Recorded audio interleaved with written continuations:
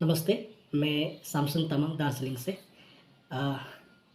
First of all मैं हमारा honourable chief minister miss Mamata Banerjee madam को मैं दार्जिलिंग के एक नागरिक की ओर से कुछ संदेश देना चाहता हूँ। तो आप इस वीडियो को छोटा-छोटा, बारीक-बारीक जो मतलब है, जो जिस चीज़ में मैंने बनाने की कोशिश किया, उस चीज़ को थोड़ा-सा ध्यान देके और मैं चाहता हूँ कि हमारा चीफ मिनिस्टर मैडम हमारा दार्जिलिंग का जो अंदर में जो इलीगल काम हो रहा है, तो उस चीज़ को थोड़ा-सा एसपी डीएम को निवेदन कर रहा हूँ।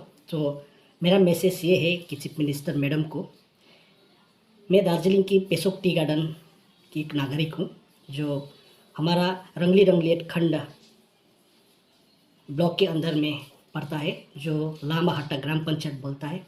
उसके अंदर में एक पेसोक टी गार्डन बोल के एक गार्डन है, बहुत ही सुंदर गार्डन था। अभी दार्जिलिंग में इंडियन गोरखा जनशक्ति पार्टी फॉर्म होने के बाद तो उसकी पार्टी की आज में उस पार्टी का कार्यकर्ता जो तकलिंग पेसोक समष्टि में जो मेन लीडर्स है मिस्टर किरण, और उसका जितना भी एक्टिविटीज़ है हमारा पेसोक टी गार्डन को बर्बाद करने पे लगे हुए हैं। सो हमारा एक सोर्स ऑफ इनकम जो नेचुरल रिसोर्स जो हमारा वहाँ का जो टी गार्डन है, उसको वो लोग ध्वस्त करने पे लगे पड़े हैं।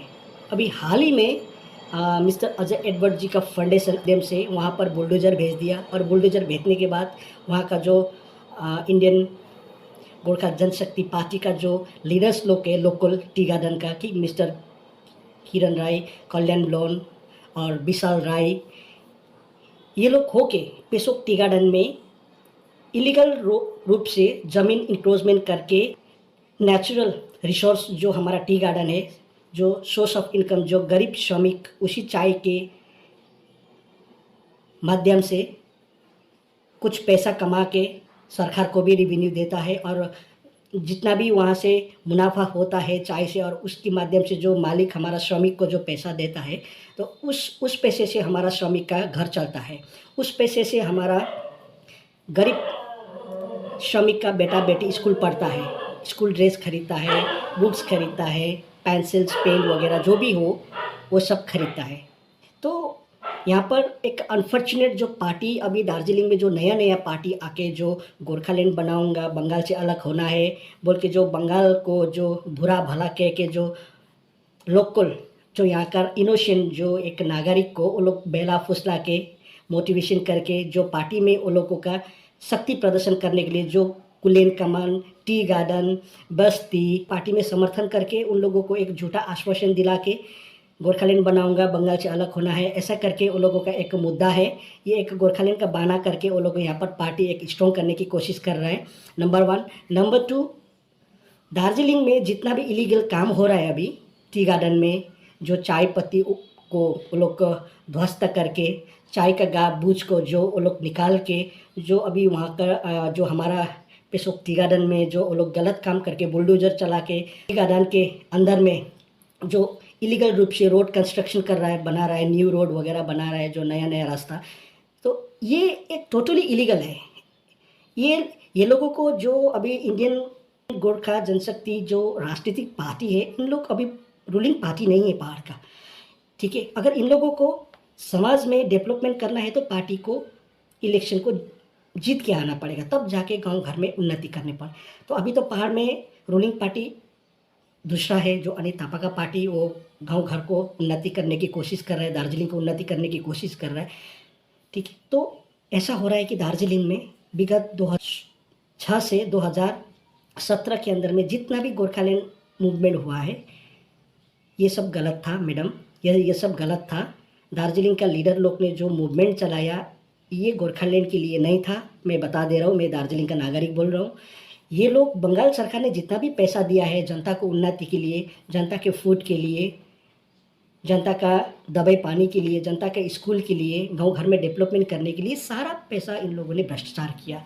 जो भ्रष्टाचार करके जो बंगाल सरकार को ये लोग अकाउंटेबिलिटी जो ऑडिट रिपोर्ट नहीं दे पाया, जो बंगाल ने पैसा दिया था दार्जिलिंग को, जो दार्जिलिंग का लीडर्स लोग अपना एडमिनिस्ट्रेटिव जो बंगाल सरकार को रेवेन्यू और वो उसका हर हिसाब नहीं दे पाया, तो यहाँ का गरीब नागरिक जो हमारा जनता है, जो राजनीतिक नहीं जानता है, जो इन लोगों को बेला फुसला के ये लोग बोला कि हमारा साथ बंगाल नाइंसाफ़ी करता है, हम लोगों को बंगाल से छूटना है, ऐसे बोल के एक मुद्दा बनाता है।